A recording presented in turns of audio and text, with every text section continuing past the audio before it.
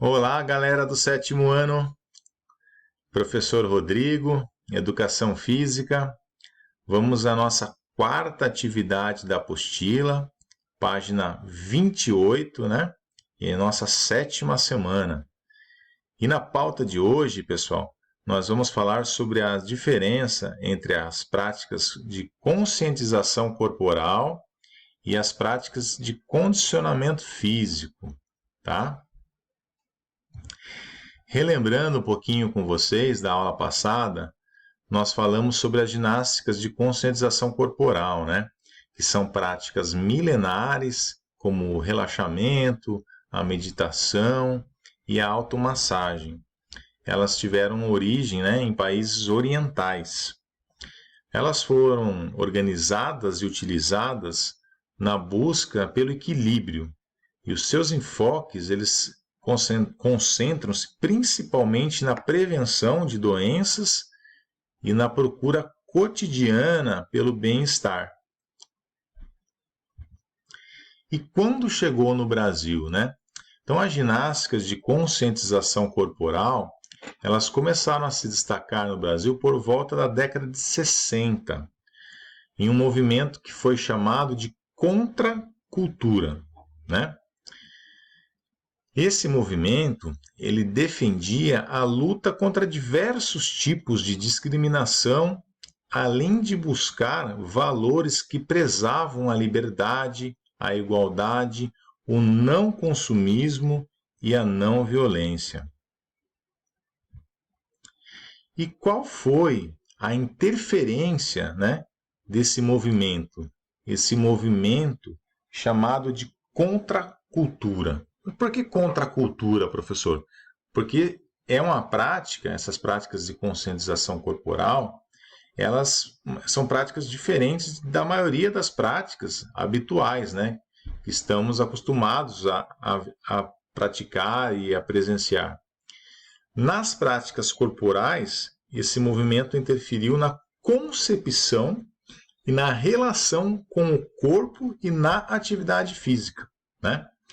Então, naquela década, as atenções se voltaram para o Oriente e para as práticas de introspecção, de contato com a natureza, suavidade, não padronização dos movimentos, respeito às individualidades, entre outras, né?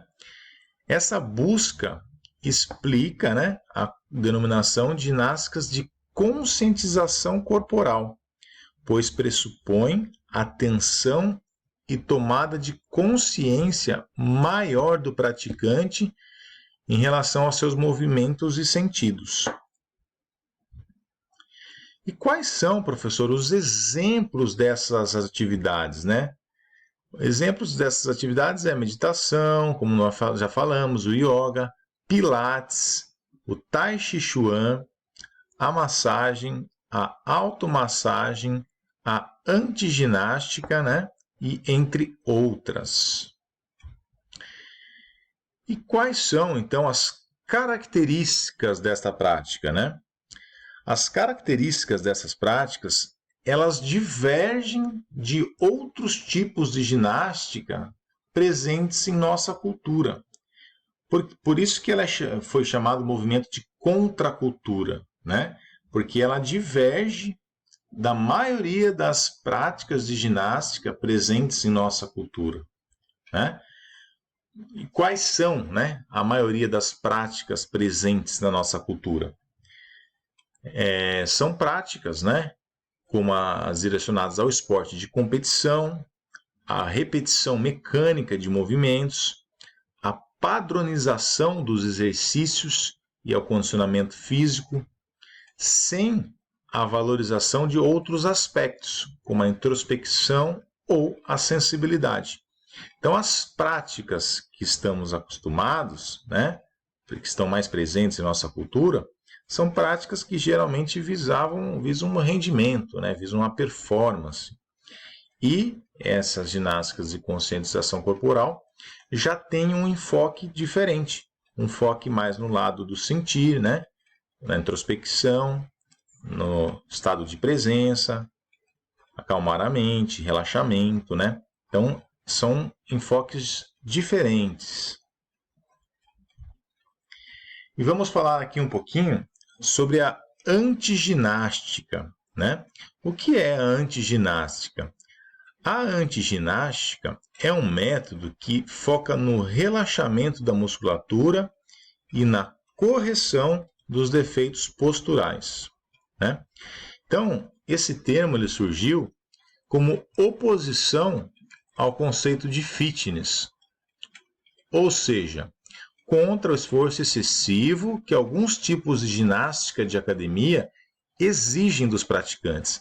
Sempre, né, naquela loucura de performance, de melhorar o corpo, às vezes uso excessivo de produtos anabolizantes, aquela valorização desenfreada pelo corpo perfeito, né? Então, a antiginástica vai em outro caminho, né? A proposta da antiginástica é harmonizar e equilibrar esses movimentos, bem como o funcionamento do corpo, principalmente por meios de alongamentos e relaxamentos, né? Então, visa com que o praticante tenha uma maior consciência, né, do seu próprio corpo. Enquanto que nas outras práticas, né, o conceito fitness citado, é muita loucura, né? Os adolescentes, eles fazem loucuras, às vezes excesso de peso, uso de produtos anabolizantes e podem acarretar vários danos à saúde, né? Já a antiginástica não, ela tem uma proposta de harmonizar os movimentos, ter uma consciência maior, né, do seu próprio corpo, em busca de uma saúde, né, de uma saúde plena. Então, por hoje é isso, pessoal. E até a próxima aula. Um grande abraço.